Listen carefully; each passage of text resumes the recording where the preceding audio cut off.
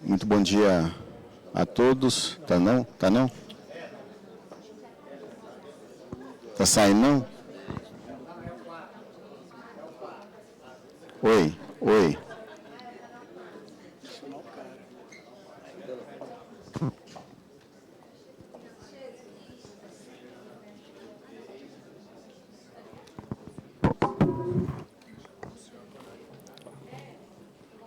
Alguém está ouvindo um? Não? Está ouvindo? Estão ouvindo? Estão ouvindo, eles estão ouvindo. Tá. Mais ou Tá. menos. Não. Mais ou menos. Não tá aqui. Mas tem que apertar o 1 aqui, ó. Vocês têm que apertar no 1. Graças a Deus já. O pessoal, quem estiver ouvindo o 1, só dá um sinal, tá tudo ok, né? Aí, tem que apertar o 1. Não, já vem pronto. Então tem que ver lá o pessoal na recepção lá. Não, isso aqui tá funcionando. Mas o pessoal, Não funciona pra ninguém. o pessoal lá tá tudo ouvindo, ó. Ah, não. Tá lá, ó. Perguntei se tá ouvindo. Tá ouvindo um? Olha lá. Estão ouvindo. Amigo, não tô ouvindo. Não tá ouvindo? Oi.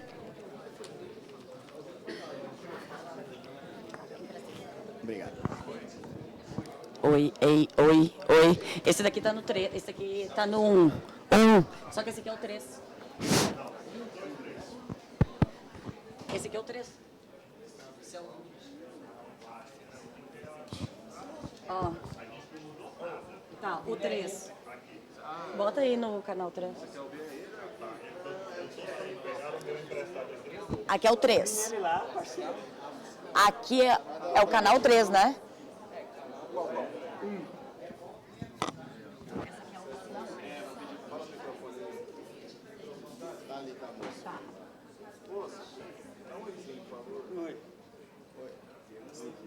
Só um minutinho, gente. Olha. Eu só preciso. Não, o canal 3 é da oficina 1. A oficina 1 está no canal 3. É isso, né?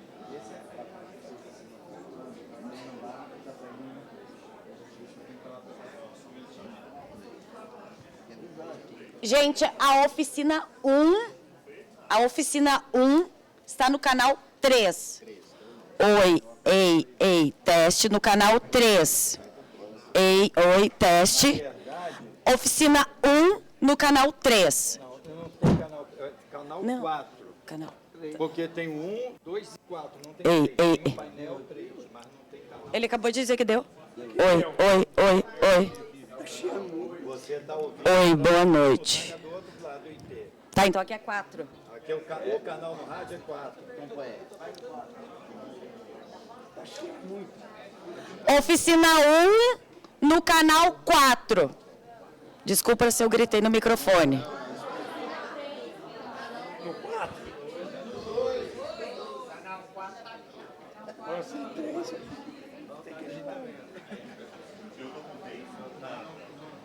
Eu coloquei ainda nas posições certas para não ter problema. Tá um, tá lá, que é esse computador, a 2 tá aqui, tá aqui, não mudei nada. Tá aí o microfone.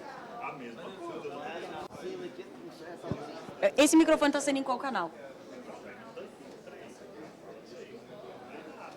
Então esse aqui é o 2. Esse é o 2. É o canal 2. Agora é 2. 2? Não, agora é 2. Você está em que microfone? Qual é esse aqui? 3. Eu tô no microfone 3. Sabe lá? Sinal aqui. Oi, oi, som. Esse aqui, esse painel aqui é o canal 2 no rádio. Canal 2 no rádio. E vocês são Aqui, ó. oficina 1. Aqui é canal 2 no rádio. Oficina 1. A frequência Oficina 1.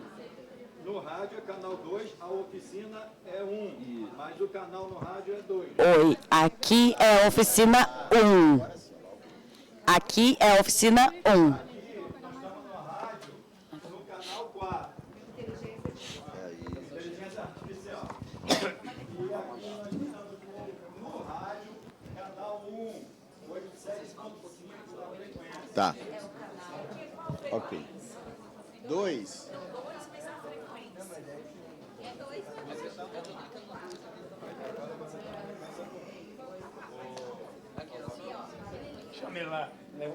Aqui é o 2. Aqui vocês estão me ouvindo.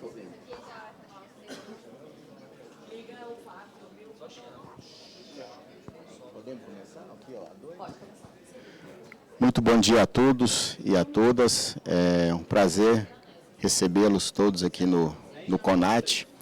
E o tema do nosso encontro aqui é atuação sindical e tutela coletiva. Como advogar para sindicatos na prática. E só um preâmbulo aqui, vivemos em um momento em que a advocacia sindical se mostra cada vez mais necessária, não apenas para a defesa dos direitos individuais, mas também para a efetivação de garantias coletivas que impactam categorias inteiras de trabalhadores. A atuação do sindicato a atuação do advogado junto aos sindicatos exige conhecimento técnico, sensibilidade social e estratégias que conciliem a prática jurídica com a luta coletiva. Nosso painel de hoje se propõe a debater justamente essas questões, os desafios, as possibilidades e os caminhos práticos de uma advocacia voltada à tutela coletiva e ao fortalecimento da representação sindical. Tenho certeza que será um momento de grande aprendizado para todos nós. E eu já passo aqui a leitura do currículo dos nossos palestrantes. Houve uma mudança aqui na palestra, e vão ser os 3 palestrantes e, ao mesmo tempo, debatedores. E nós temos aqui ao lado o Dr. Welton Fraga, ele é só... Welton Marden de Almeida, sócio do Marden Fraga Advogados Associados, especialista em direito sindical e coletivo, advogado de entidades sindicais há mais de 30 anos.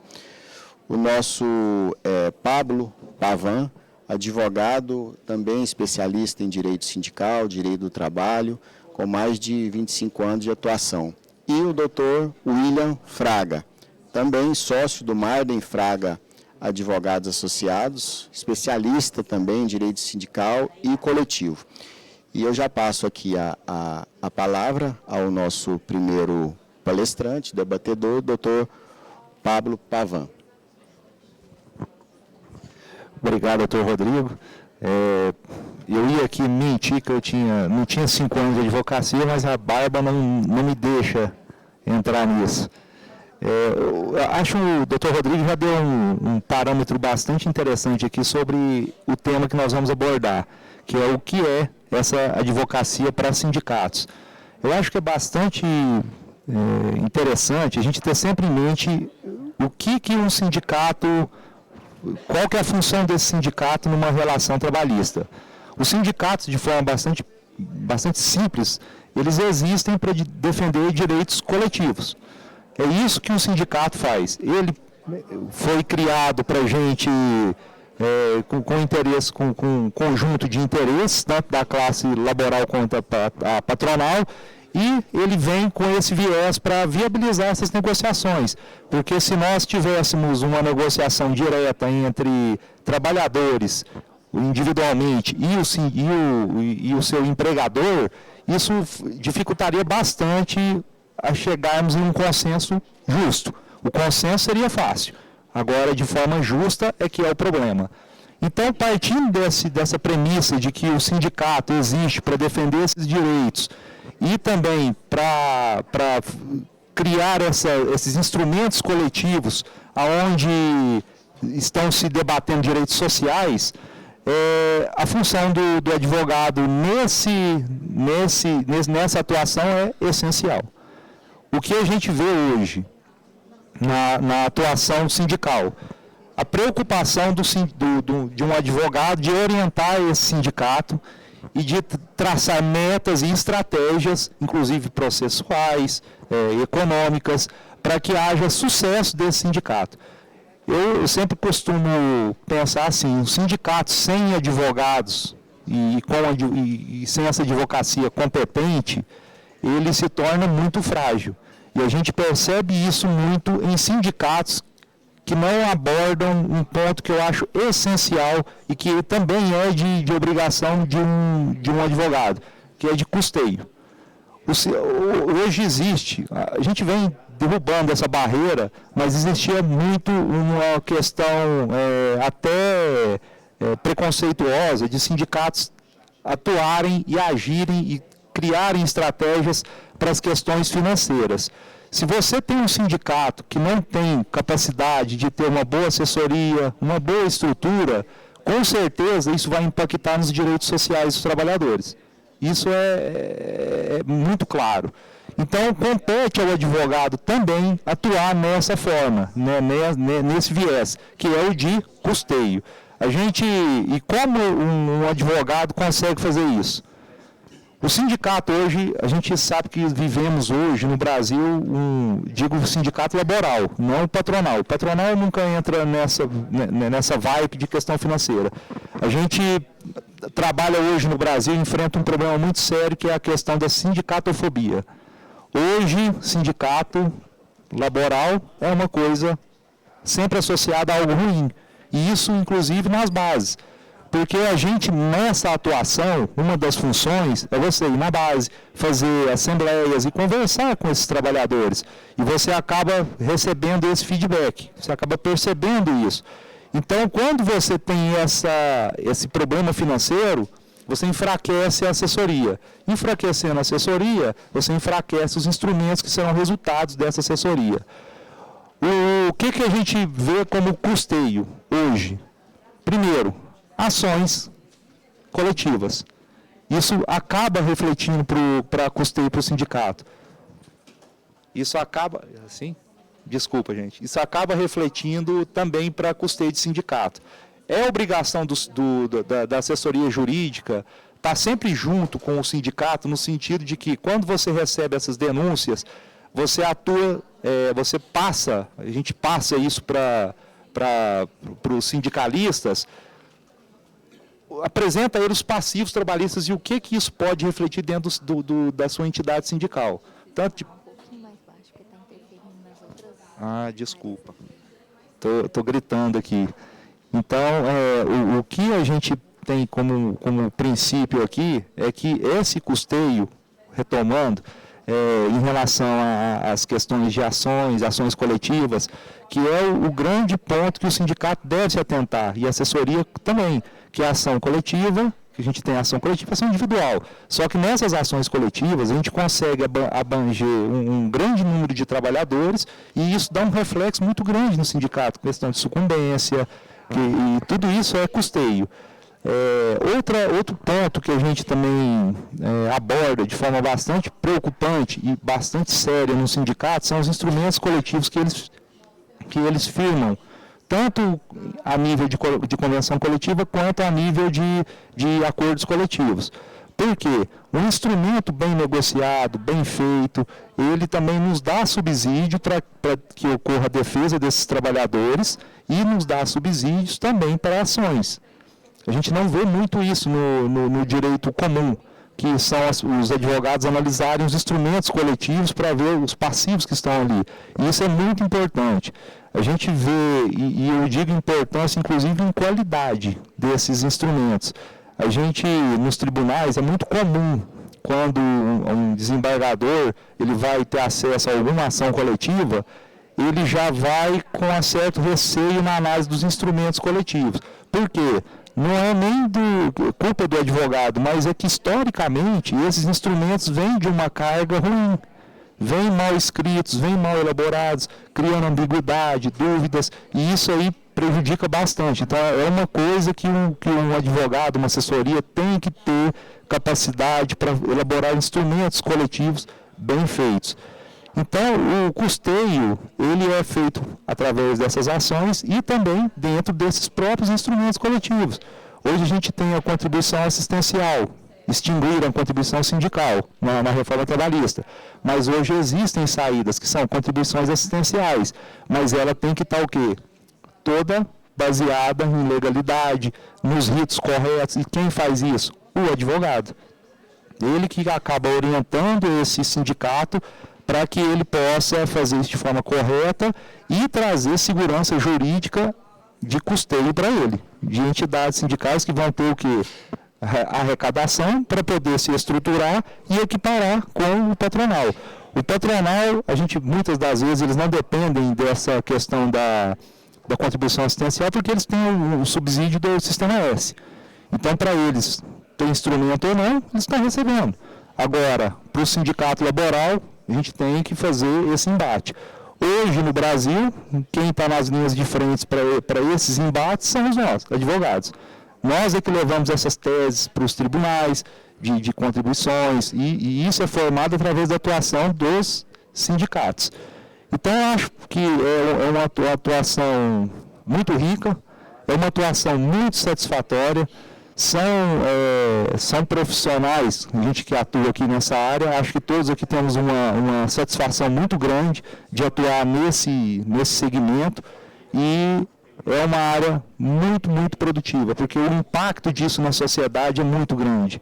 A gente, quando firma algum instrumento, principalmente convenções coletivas, a gente impacta muitos trabalhadores, e é isso que a gente busca trazer para o debate. A gente trazer essa questão de derrubar essas barreiras de custeios, que isso é uma luta que nós enfrentamos com a classe laboral e com os próprios sindicalistas, e nos compete mudar essa visibilidade, trazendo segurança jurídica e trazendo efetividade nessas como resultado. Então, pessoal, eu acho que é isso. Eu vou também passar para que a gente possa abordar novos temas aqui, e obrigado a todos. Bem, antes de passar para o próximo palestrante, o senhor falou a questão do advogado, né? E eu fiz uma escrita aqui agora, o papel do advogado no sindicato. Ele precisa ser estratégico e técnico, conhecer profundamente a legislação trabalhista e a jurisprudência. Ele precisa ser preventivo, orientar o sindicato em negociações, assembleias, mediações e acordos. E proativo, não apenas litigar, mas construir soluções que fortaleçam a entidade sindical e garantam efetividade dos direitos coletivos. Ou seja, o advogado sindical precisa ser, ao mesmo tempo técnico e político, capaz de dialogar com a categoria e enfrentar as disputas judiciais nos tribunais. Eu acho que pela sua fala da questão do advogado, eu enumerei aqui, eu acho que os critérios que eu acho que é essencial, além de outros, claro, mas eu acho que esses aqui é um dos mais importantes. E passo agora para o próximo palestrante, o Dr. Welton Marden. Gente, essa dinâmica é estranha. Tanto de gente que eu não sei para quem que eu estou falando.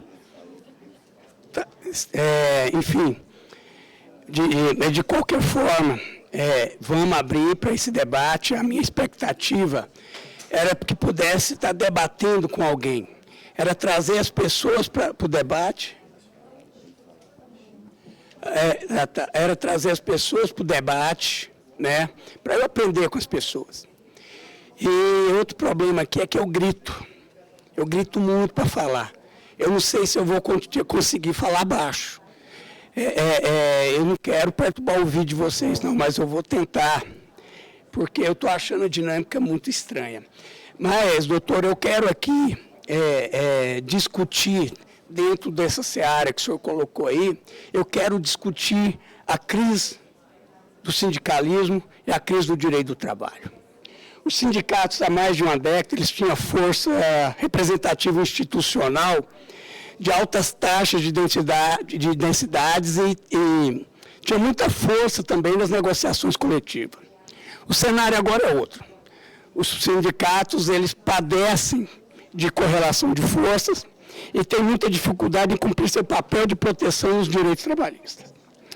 Mas é importante a gente destacar que não se discute crise sindical sem discutir a crise do direito trabalhista.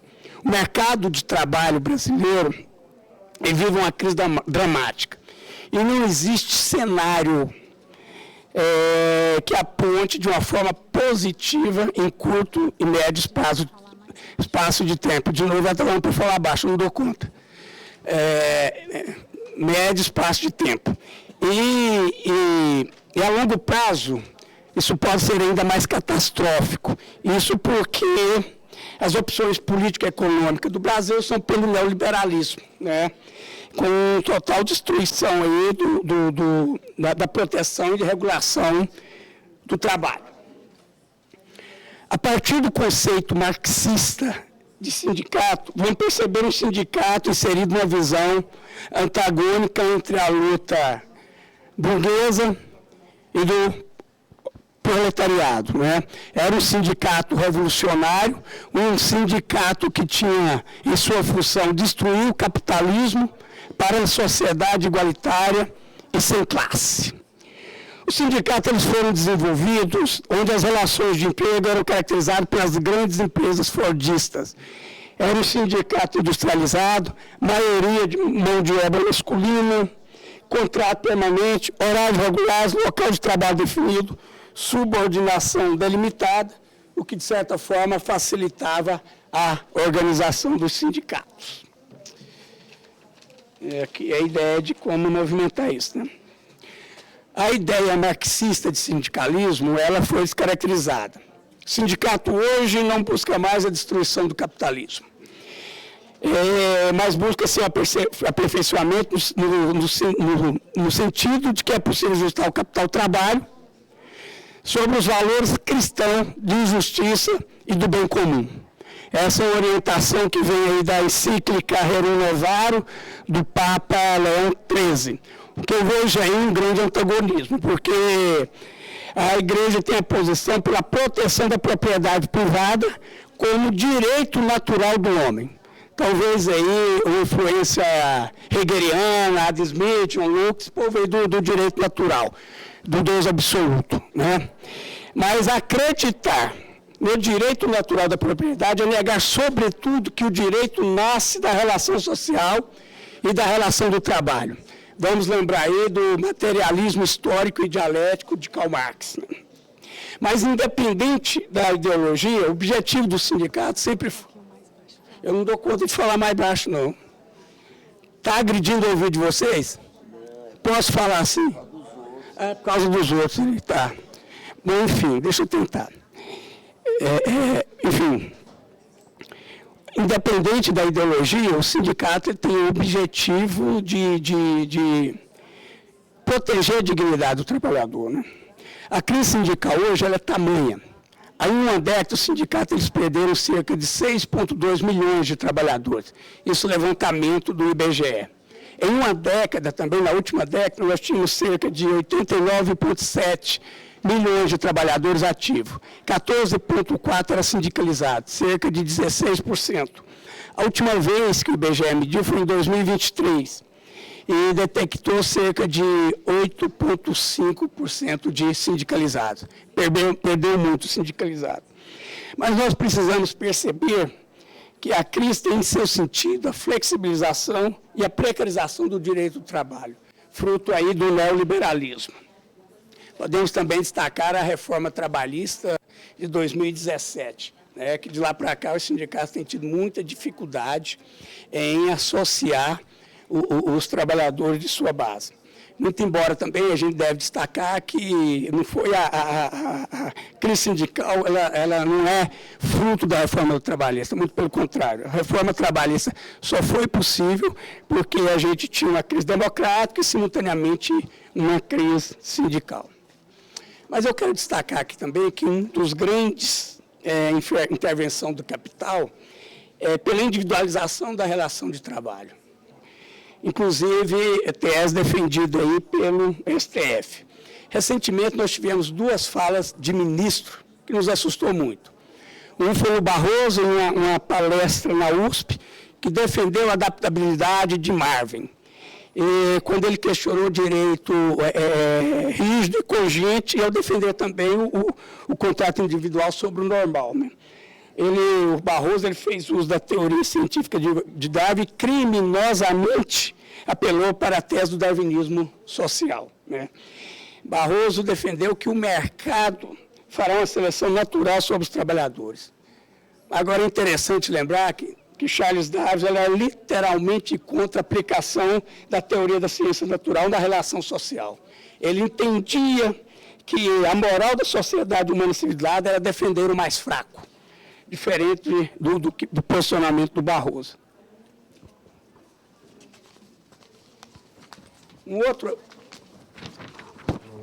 evento foi uma reunião de empresários, né? Reunião de lideranças empresariais que discutiram ali como explorar mais o trabalhador. E a pauta era simples, era a redução dos custos do trabalho, aumento da produção e o lucro das empresas. Por óbvio que, nesse cenário, a CLT, o direito do trabalho, foi demonizado, né? Eles atacaram de forma sangrenta, né, a maltratada legislação brasileira. E quem eles convidaram para fazer isso? Eles convidaram o Deus do mercado, eles convidaram o poeta do capital internacional, Gilmar Mendes. E o Gilmar Mendes, com aquela imperiosa necessidade de agradar a Faria Lima, ele profanou com violência a CLT. Ele entende que a CLT é um dogma, é uma vaca sagrada, maltratando também o hinduísmo, né? Ele entende que é um mal do terceiro mundo, instrumento rígido, que machuca o empresariado e atrapalha o investimento internacional no Brasil. Mas ele esquece de dizer que a CLT ela vem sendo flexibilizada desde 1960. Mas aí cabe um questionamento, né? Qual autoridade doutrinária que esses ministros têm para falar do direito do trabalho? O que eles já produziram para o direito do trabalho? Nada. Produziram absolutamente nada, eles não têm experiência com o mundo do trabalho. Eles partem sempre para aquele discurso dogmático que a CLT é rígida, é cogente, mas não tem a nobreza e a dignidade de dizer que o próprio STF vem flexibilizando esse instrumento. E outra coisa também, gente, entender que a solução individual dos trabalhadores, ela bloqueia a formação da consciência de classe. Ela ofusca o sentido da dialética material. Eu entendo que ela perde a homogeneidade da luta quando você individualiza a luta. Eu acho que ela abre, inclusive, possibilidade para a extrema-direita, porque ela incentiva o empreendedorismo, a meritocracia e também a competição entre os indivíduos com conceito de luta heterogêneo. Eu penso que esse é o investimento do capital, individualizar a luta, né? E o mais complicado é que esse direito flexível, ele tem, de certa forma, atraído trabalhadores. Esse discurso tem atraído trabalhadores. Ele tem muito trabalhador que execra a CLT e o próprio sindicato, né? Eles entendem o discurso deles aí, que a CLT é coisa decadente. Só vai vencer aquele que não for seletista, né? E é isso, com o enfraquecimento dos sindicatos, as negociações coletivas não conseguem mais proteger o direito do trabalhador. Mas, sobretudo, a gente tem que se concentrar também no fato de que os sindicatos têm sido praticamente têm sido vítimas da prática antissindical. Inclusive em detrimento aí da sua liberdade, do próprio artigo 8º da Constituição. A agressão do sindicato aí é tamanha que recentemente nós tivemos que entrar com ação civil pública. O William vai discordar dessa terminologia, depois ele trata do assunto, porque nós tivemos diretores de uma entidade sindical nossa que foi literalmente proibido de acessar a empresa e conversar com os trabalhadores da empresa. Tivemos que movimentar a ação e a tese da empresa é que foi interessante. Só uma. Eles alegaram que o sindicato só queria tumultuar o ambiente de trabalho e atrapalhar o bom desempenho das atividades. Essa foi a alegação. Mas o duro não foi esse. Foi que o tribunal, ele tutelou essa prática antissindical com esse discurso, que o sindicato só queria atrapalhar o ambiente de trabalho. Eles desrespeitaram com isso a liberdade sindical, né? E nós podemos tratar da liberdade sindical como um instrumento derivado de um processo histórico da luta de classe trabalhadora que ganhou, inclusive, status constitucional. Mas as agressões, elas vão muito além. Para quem convive com o sindicato obreiro, para quem milita no sindicato obreiro, sabe disso, especialmente contra a liberdade e o direito legítimo e constitucional de greve, instrumento de luta da classe trabalhadora. O trabalhador faz greve, sindicato sofre multa milionária, multa que ele jamais vai conseguir pagar. Logo vem uma sentença com serviço essencial, de 70% a 80%. Ninguém faz greve com 20% de trabalhador. O sindicato ele não consegue instaurar um dissídio coletivo. E, paradoxalmente, é só instaura um dissídio coletivo se a empresa aceitar, ou se fizer greve. Se a greve é legal, a justiça permite cortar os pontos.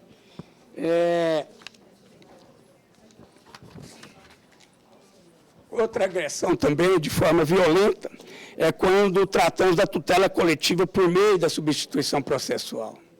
Aí a violência é grande, porque a gente observa ali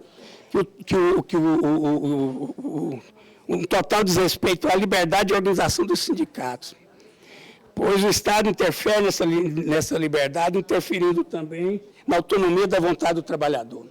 Eles não acatam a forma de organização do sindicato por meio de estatuto. Eles não acatam o estatuto dos sindicatos. Eles não acatam a organização por meio de assembleia.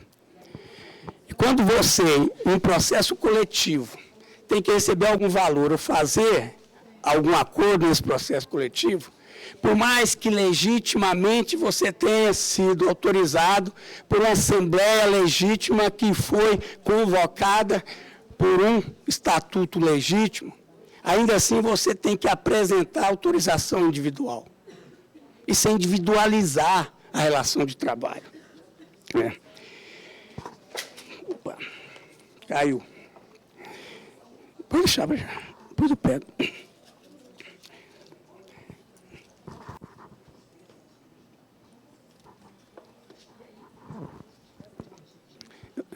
Eu estou ouvindo aqui outra fala.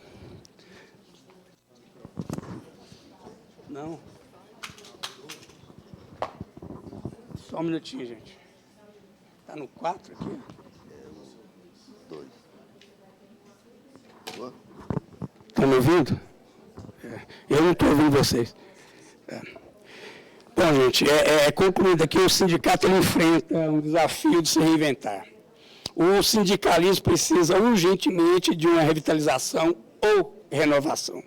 Pensar novas estratégias e sindicalização de outro público.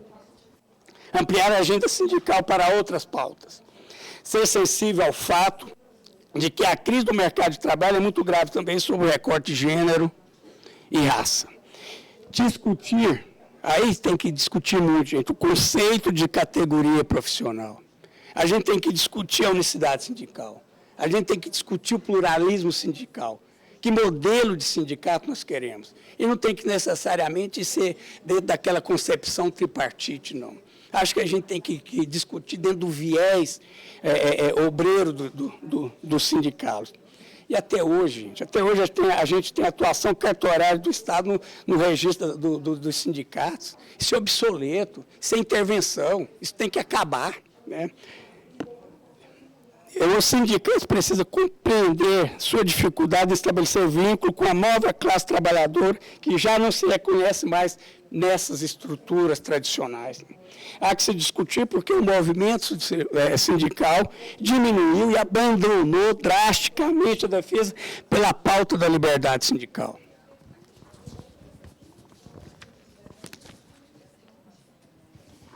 Bom, gente, o mundo mudou. A classe trabalhadora mudou e a gente caminha para um modelo aí, para uma mudança do modelo de trabalho. Isso é influenciada pela desindustrialização, automação, informalidade e precarização. É um motivo a mais para o sindicato se assentar nesse momento, não é? O sindicato precisa tratar de uma necessária agenda de reorganização da lógica das estruturas sindicais. Entender a sua própria organização dentro do cenário atual. Né? E tudo isso tem que ser antirracista, feminista e contra toda e qualquer desigualdade. Eu quero concluir aqui, eu quero reproduzir, eu faço sempre questão de tratar, quando eu discuto direito de trabalho, de próprio sindicato, dessa questão. Né? Nós estamos num momento histórico ímpar, isso aí já foi dito, a gente tem que celebrar aí a decisão do Supremo, né? O não que diz para o golpismo, mas quando a gente trata da lógica econômica, a gente tem que fazer algumas ponderações, necessárias ponderações, porque a gente vê hoje, principalmente pela esquerda, né, um movimento de preservação do STF. Preservação em função de um cenário de embate pela preservação da democracia. Mas só que no momento histórico e assim de nossa história próxima, teremos que defender desse momento histórico e tudo nos levará a um questionamento. Que tipo de democracia foi defendido pelo STF? A democracia de um Estado mínimo, de um Estado liberal, uma democracia do capital em detrimento da classe trabalhadora, uma democracia que individualiza o direito do trabalho. Nós temos que colocar essa questão em pauta. Acho que urgentemente os sindicatos, o movimento social, têm que debater e dizer que tipo de democracia que nós queremos. Aquela que é boa para a classe trabalhadora. Aquela que protege e faz o trabalhador atingir uma dignidade, um trabalho digno, um trabalho decente. Né, Gustavo? Aquela discussão que você estava tendo no grupo. A gente precisa disso, né? Gente, eu quero fechar aqui dizendo o seguinte: a importância dos sindicatos para a democracia e garantia do direito do trabalho. Tendo um sindicato forte, atuante, certamente teremos melhores democracias mais fortes e relação de trabalho mais justa, trabalho decente e digno para todos e para todas. Muito obrigado. A questão aqui era abrir para um debate, mas a dinâmica não permite, né? Mas a gente vai ver entre a gente o que dá para fazer no debate, né? Muito obrigado, doutor Welton. Foi uma explanação excelente. E os desafios e perspectivas, né, do sindicato, do direito sindical. Com a reforma trabalhista de 2017 para cá, houve enfraquecimento da organização sindical após a reforma. Há a necessidade de criatividade jurídica e novas estratégias para garantir recurso e representatividade. E o futuro da advocacia, nós, advogados que atuamos na área sindical, passa pela valorização da tutela coletiva como ferramenta de transformação social. E eu passo agora para o nosso terceiro palestrante, doutor William Fraga, para enriquecer mais aqui o nosso debate, palestra. Obrigado, Rodrigo. Pessoal, bom dia a todos e todas. Eu sou William Fraga, advogado trabalhista já há um bom tempo. Eu estou substituindo o doutor Bessa, que estaria aqui no meu lugar. Fui convidado na hora que eu iria assistir o evento aqui. Fui convidado e eu espero dar uma contribuição aqui num pouco do que nós acumulamos ao longo dos anos na vida da militância sindical, né? Certa vez, num evento que eu participava, uma advogada jovem, depois do evento, me perguntou, me fez uma pergunta que até hoje ela ressoa. O que eu faço para ser advogado de sindicato? Como é que eu faço? Olha, essa pergunta me deu um nó. Como responder a essa menina jovem advogada, como é que ela faria? Porque se eu fosse tomar por base a minha experiência, a forma como eu me tornei advogado, se eu falasse para ela, dificilmente ela iria querer seguir nessa tentativa de ser advogado sindical, né? Porque as conjunturas hoje são outras, né? Aí eu tenho um pouco de preocupação, às vezes, de falar do conhecimento que a gente tem, da experiência, porque os contextos mudam, né? Mas muda, mas também serve para alguma coisa, né? Uma coisa nós acumulamos isso aí.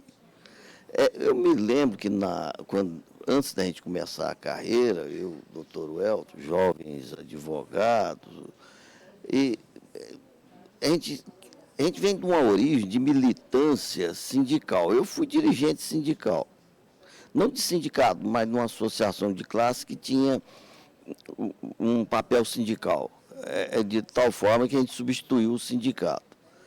Então, assim, isso ajudou muito a gente atuar nesse meio aí, começar isso aí. Porque você consegue ter uma visão particular, um olhar sensível para a questão do direito sindical, para tratar os conflitos trabalhistas.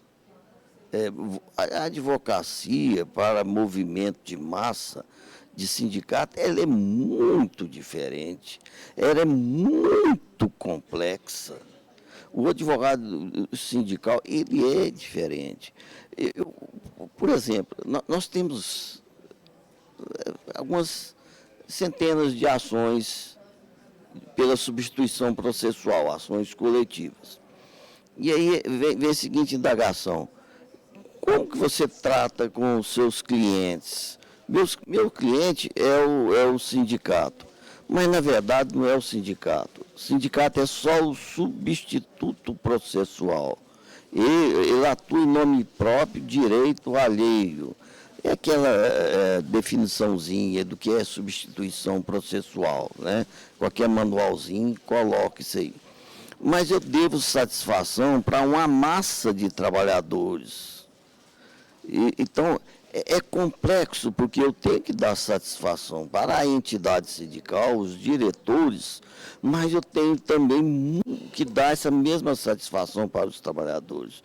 Então, como comunicar com os trabalhadores e não ser só um advogado de gabinete, de sala de ar-condicionado? Eu sei que tem muito colega advogado que atua no direito sindical que vai mais ou menos nesse patamar aí. E são bons advogados, tecnicamente são bons, às vezes até bem melhor do que eu. Tudo bem, eu não quero que ninguém se molde na minha maneira de ser, de advogar, nem acho que tem receita de bolo para isso aí. Mas, assim, na minha concepção, na trajetória que a gente tem, eu não concebo a ideia de um advogado trabalhista que não seja sensível às lutas sociais, às questões sociais. E que ele não saiba interpretar a vontade do trabalhador e não ter a sensibilidade de ver o problema que o trabalhador está sofrendo. Ele tem que ter essa capacidade. Porque tem uma coisa que tem jovens advogados aqui que trabalham conosco, que entende isso. O advogado, às vezes, ele tem que passar por cima até da diretoria do sindicato, que não consegue captar a demanda, o problema do trabalhador. Então, aí, às vezes é ele, às vezes não, o bom advogado, ele vai levar para a diretoria: olha, nós temos uma demanda X. Nós temos um problema X lá em tal lugar, vamos propor a ação tal. E não esperar que o diretor entra na sala e fala: olha, nós estamos com um problema de insalubridade em determinado lugar. Então, o advogado sindical, ele tem que ter essa sensibilidade, ele tem que ter conhecimento jurídico do direito coletivo, que é diferente, porque uma ação coletiva, você atua em nome, nós temos ações de 3.000 pessoas, 5.000 pessoas, 1.500 pessoas. Aí você tem que comunicar com esse pessoal e dar satisfação para ele. Precisamos de mecanismo tecnológico para fazer isso. Agora, mas precisamos saber falar em assembleia, comunicar em assembleia, ir lá e falar para o trabalhador. Então, assim, lembrando a pergunta que foi feita pela a jovem advogada, é preciso ter o conhecimento técnico, jurídico, deve ter a sensibilidade, ter noção do problema social, mas também tem coisas que podem ser feitas. Por exemplo, você pode organizar categorias inorganizadas, que não estão organizadas, que não têm um sindicato próprio. O advogado pode perceber e organizar um grupo, formar um sindicato e dar orientação política para esses trabalhadores e formar. Nós fizemos isso em 1990. Nós fizemos isso com, por exemplo, o Sindicato dos Trabalhadores das Indústrias Químicas Farmacêuticas do Estado de Goiás. Fomos nós que fundamos. Como eu falo, fomos nós, porque fomos. Nós é que procuramos uma indústria química que tem no Estado, ainda existe ela, mas na época ela era grande. Procuramos a associação, falamos, olha, quem negocia aqui em nome de vocês é a federação. Se a gente fundar um sindicato, vão ser vocês. Eles toparam, nós criamos esse sindicato e ele existe até hoje. Um outro sindicato que nós também chegamos a criar foi através do desmembramento sindicato. Então, quando você tem sindicatos ecléticos, você pode ir lá e olhar aquele sindicato e organizar um segmento dele, que vai ter mais capacidade de tratar os problemas daquele segmento. Né? Nós temos sindicatos, eu não vou nominar aqui por consideração, mas nós temos sindicatos aqui em Goiás, pelegos aqui, que, de 30, 40 anos, que a eleição deles nunca teve chapa para disputar. Deve ser o melhor sindicato do mundo, os melhores dirigentes sindicais do mundo, que ninguém reclama, né? Aparentemente é isso, né? Mas não é, são as travas que os dirigentes sindicais, com estatuto, com advogado esperto, tem muito advogado esperto, gente, que sabe dar nó em pingo d'água. Aí eles travam a estrutura sindical pelega e isso aí perdura por anos e a categoria fica à mercê. Eu não vou falar aqui, mas um dia, se vocês me provocarem, eu nomino aí, em outra situação. Hoje, não. Mas tem muito. E esse tipo de sindicato, a gente tem que combater, tem que deixar de existir. Só para falar que é sindicato de trabalhador, para quê? Para vender a categoria para os empresários? Não faz uma greve. Gente, pensa que tem sindicato bom demais. Bancário nunca faz uma greve. Os comerciários aqui, já estou falando, eu falei que não ia falar, estou soltando, oh meu Deus. Mas olha só, então, os trabalhadores do comércio não têm dificuldade, está tudo perfeito, maravilhoso. A jornada deles, as horas extras, instabilidade, periculosidade, não é? Não faz greve, não tem nada. Tem errado nisso aí. Eu desconfio, né? Ainda dá para desconfiar. Então, a atuação no direito sindical, senhores advogados, jovens que querem atuar, entrar, tem campo, tem possibilidade, sim, de atuação. Mas não é só a formação técnico-jurídica, não é só ser PhD, não. Tem que ter essa sensibilidade. Se você fomentar ali uma dissociação ali, de organizar... mas tem muito sindicato no Brasil? Tem, mas precisa ter sindicato que representa de fato. Então tá, eu queria falar de início isso aí, esse pequeno cenário aí, que me intrigou, mas eu queria falar também de uma outra dificuldade de nós, advogados de sindicato, nós temos, uma dificuldade muito grande, todo advogado, qual que é? Por exemplo, nós não temos um código de processo do trabalho no Brasil, não existe. Aí vem cá, e a substituição processual, que é o principal instituto jurídico do direito coletivo, do direito sindical. Por quê? Se o sindicato não tem uma substituição processual ampla e restrita e tal, para que serve ele? O sindicato serve para nada. Serve para nada. Para homologar a rescisão, a homologação não é mais obrigatória. Então, aí, mas tá, a substituição processual merecia um seminário inteirinho de discussão.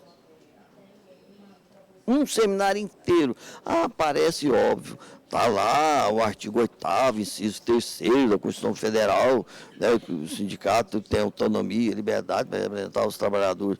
Ah, mas que lindo, né? Mas muito bonito isso aí. Está resolvido? Não está nada. Não tem nada resolvido. Gente, não tem nada resolvido, né, nesse mundo de meu Deus aí. Eu, até hoje, desde o primeiro dia que eu comecei a advogar para sindicato, até hoje eu discuto substituição processual. Tem lógica, não tem desse. Eu tenho que reformar a decisão de juiz que não reconhece a substituição sindical ampla. Aonde eu pensava que eu ia aposentar, eu já estou querendo aposentar faz tempo, pelo menos vendo a substituição processual pacificada no Brasil, no direito coletivo. Ela não está até hoje.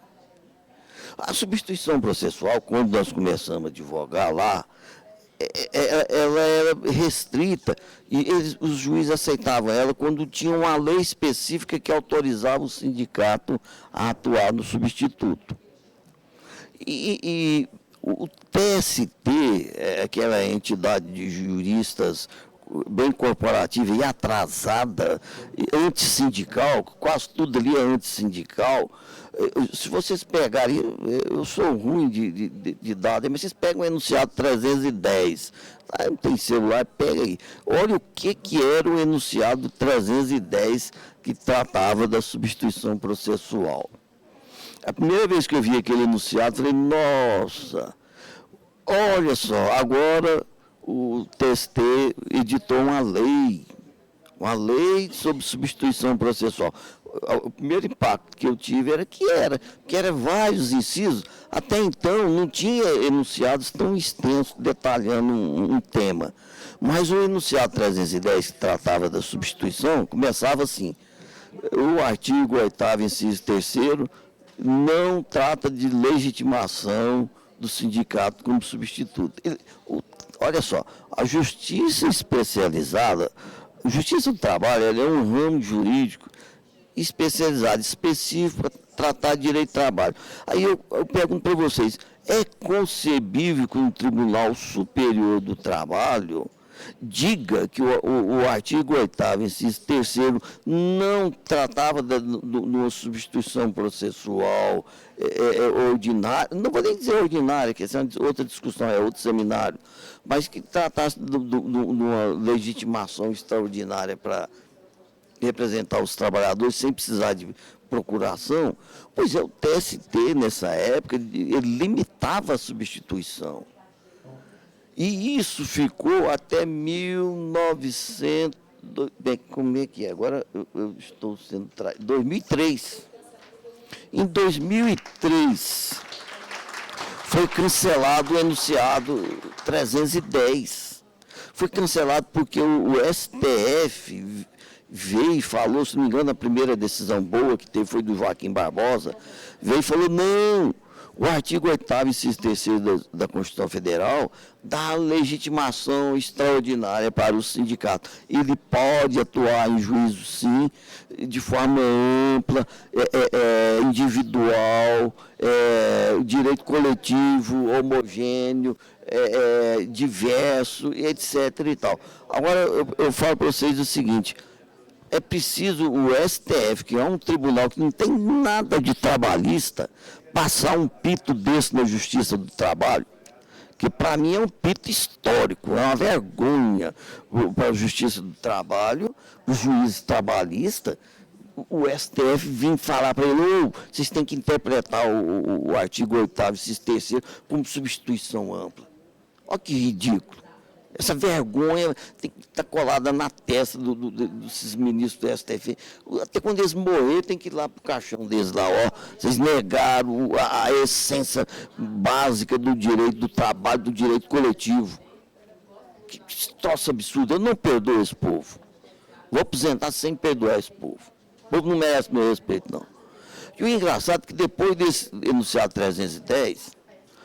passou pouco tempo depois um ministro lá, eu não vou falar o nome dele, não, eu não lembro mesmo o nome dele, mas sim, ele era um dos presidentes, vice-presidentes lá, não sei o quê, e ele foi ser contratado pela Federação da Indústria do Rio Grande do Sul. Coincidência, né? Que bacana, né? Como é que vem um enunciado de encomenda desse para os patrões, para limitar a atuação sindical? Eu sou bobo. Sabe que eu nasci ontem, que eu não entendo um jogo de poder desse, um tribunal que faz um enunciado desse para limitar? Aí tudo bem, o STF mandou eles calar a boca e mudar o entendimento deles, e nós temos a substituição processual. Resolvido? Nada, né? Que eu falei que não estava resolvido e não está. Nós temos que fazer outro seminário, chamar os juízes tudo e mandar eles começar a ler a legislação de novo, ver se entende, aprende alguma coisa. Porque até hoje tem juiz dizendo, por exemplo, que a substituição processual tem que ser homogênea. Aonde? O STF falou que não, está me obrigando a enquadrar a substituição de jeito. E a gente tem que ficar reformando decisão de juiz de primeira e de tribunal também. Tribunal também, pasmem-se. Então, qual que é o problema? O que você quiser achar que eu tenho que encerrar, eu encerro. Aí, tá bom. O que é o grande problema? Nós temos que beber, o direito sindical tem que beber em outras fontes. Aí ele tem que buscar ação civil pública, o Código de Defesa do Consumidor. Aí, como o doutor Elton falou, o William concorda que a ação... Eu sou da época da ação reclamatória trabalhista pela substituição. A natureza jurídica dela, para mim, é essa. Está aqui o doutor aqui, escute lá, isso aí. Para mim, é isso. Tá? A ação civil pública veio depois da atuação sindical. A ação civil, a ação pela substituição já existia, já atuava. Por que vocês têm que falar que ela é ação civil pública?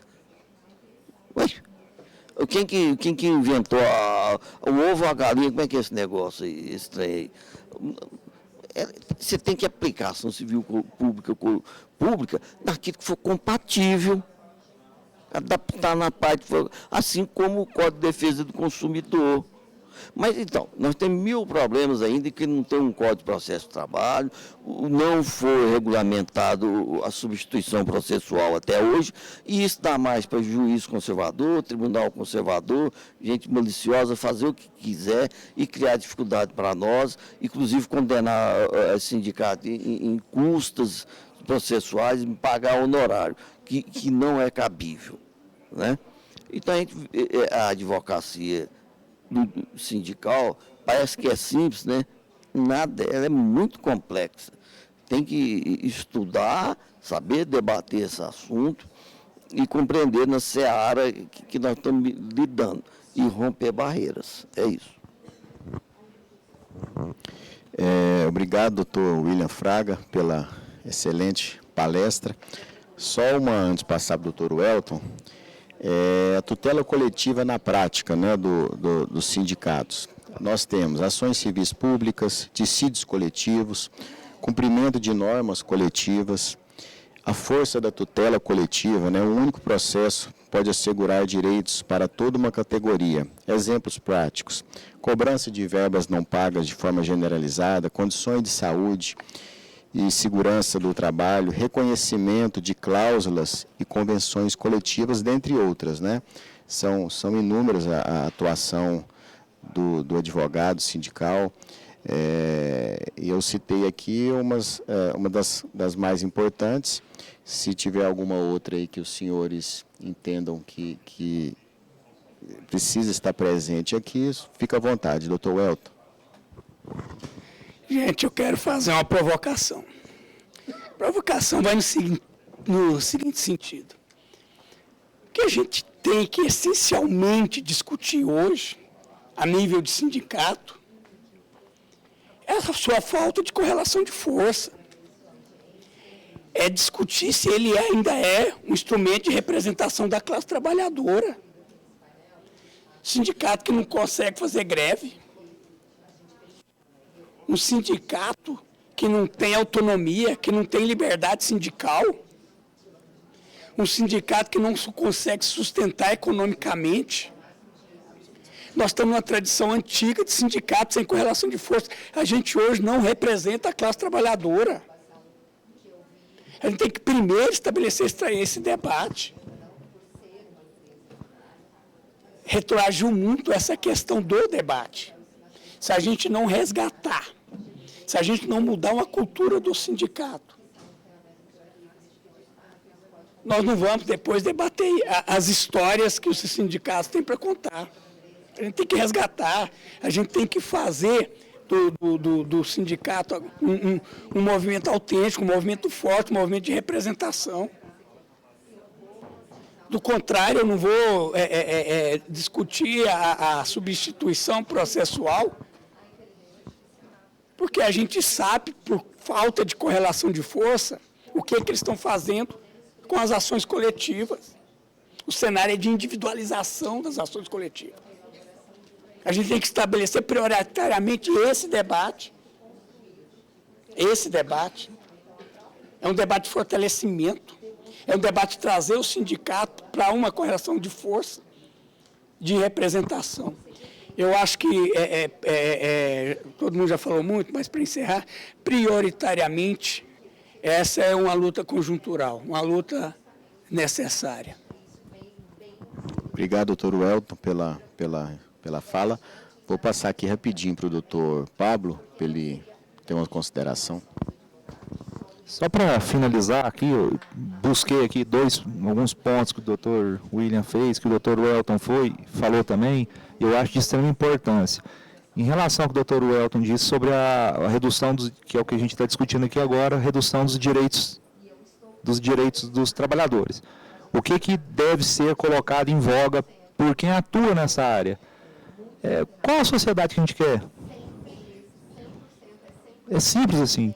Qual a sociedade? Como que a gente quer conviver com o capital? É capital acima de tudo?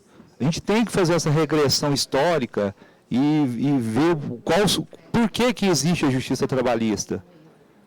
O que a gente está negociando aqui? Qual que é essa sociedade? O que a gente quer para a nossa sociedade atual?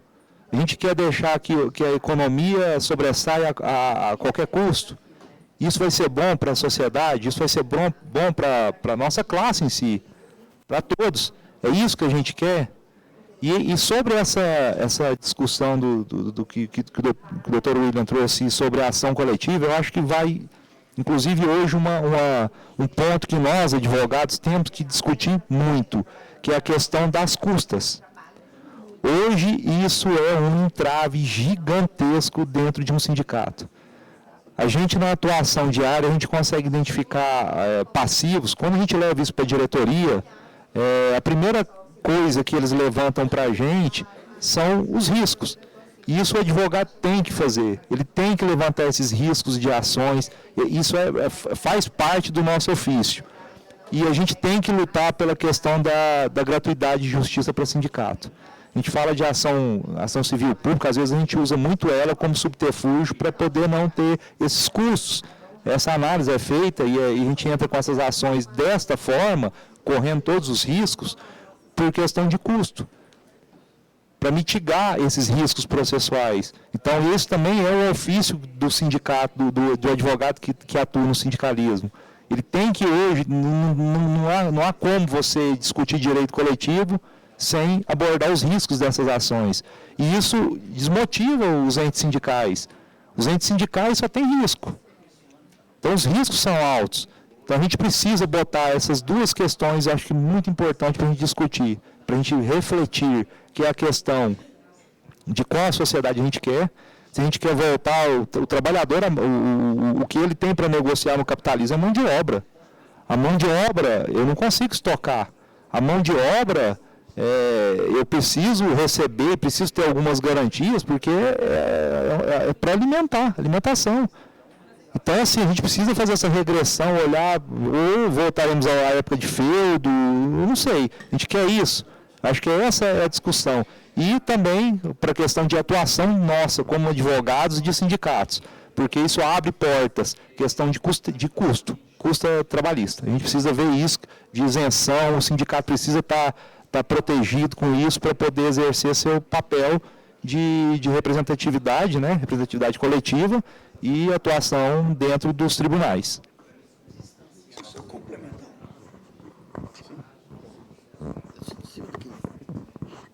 Que o doutor próprio falou, ainda, quando eu falo aquela falta de regulamentação do direito coletivo, o que acontece? Quando a gente propõe essas ações pela substituição processual, nós invocamos isenção de custo, condenação em honorário em favor do sindicato, com base no Código de Defesa do Consumidor. Está lá no artigo, se não me engano, é 87, está lá. É só o juiz aplicar. A gente dá direitinho, faz lá no pedido direitinho um fundamento jurídico. E eu não vou dar o nome do desembargador, não, mas até é gente boa ele, até que é dos bons. Ele, uma ação nossa lá no tribunal, ele condenou o sindicato e falou que a gente não era merecedor, não tinha o requisito da justiça gratuita. Ora, desde quando eu pedi justiça gratuita para ele, no primeiro grau, nós não entramos com a ação pedindo justiça gratuita, nós entramos com os benefícios da isenção do Código de Defesa do Consumidor. Aí o cidadão vai lá, o embargador vai lá e dá a decisão, falando que você não demonstrou a miserabilidade, né, a falta de condição financeira do sindicato. Ele não entendeu nada ou fez que não entendeu. O fundamento era o outro. E o TST já tem pacificado isso. Aí nós entramos com embargos declaratórios e continuou desentendendo que não cabia. E você ainda explica bem no embargo, criatura, você tem que interpretar aqui, no Código de Defesa, eu não pedi assistência. Eu não vou juntar balanço do sindicato, porque eu não estou pedindo isso, não. A lei já me faculta um Código de Defesa. Então, quando eu falo da falta de um Código de processo de trabalho ou de regulamentação desses instrumentos de atuação do sindicato, aí você fica na mão de quê? Do juiz, que o dia que ele estiver irritado com alguém, ou dormiu mal, ou brigou com alguém, vai ferrar o sindicato, vai te ferrar. Acontece isso. É vida que segue, gente. Pelo que eu entendi, William, a sua divergência é só na nomenclatura. Você não aceita ação civil pública, mas usa as regras da ação civil pública. É por aí. Mas eu quero só arrematar em outra questão, porque eu esqueci de falar no momento. Eu acho o seguinte: para ser advogado de sindicato, você necessariamente tem que ter consciência de classe. Necessariamente. Você ficar abordando, ir para o sindicato para discutir direito material, ou só o direito processual, ou as voltas dos processos, a sua atuação ali, ela parte necessariamente por um viés político. E eu não posso encarar uma assessoria obreira se eu não tiver um viés político de esquerda. Se eu não tiver esse viés político de esquerda, eu vou estar enganando alguém. Olha as pautas. Olha o que o sindicato obreiro defende. Então, consciência de classe, mas dentro de um viés de esquerda.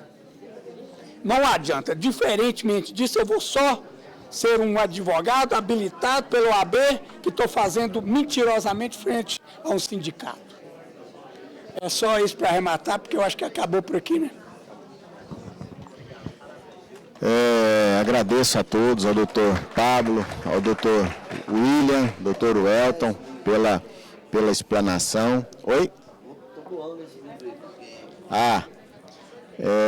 Sorteio. Qual a forma aqui, doutor Pablo? O que o senhor acha que é a forma de sorteio? Eu posso, doutor William, vamos doá-lo para a Abrat. A sede da Abrat tem a Abrat tem uma sede em Brasília, e lá tem uma livraria, lá tem uma biblioteca, pode ser? Então agradeço a todos, está encerrado o nosso evento.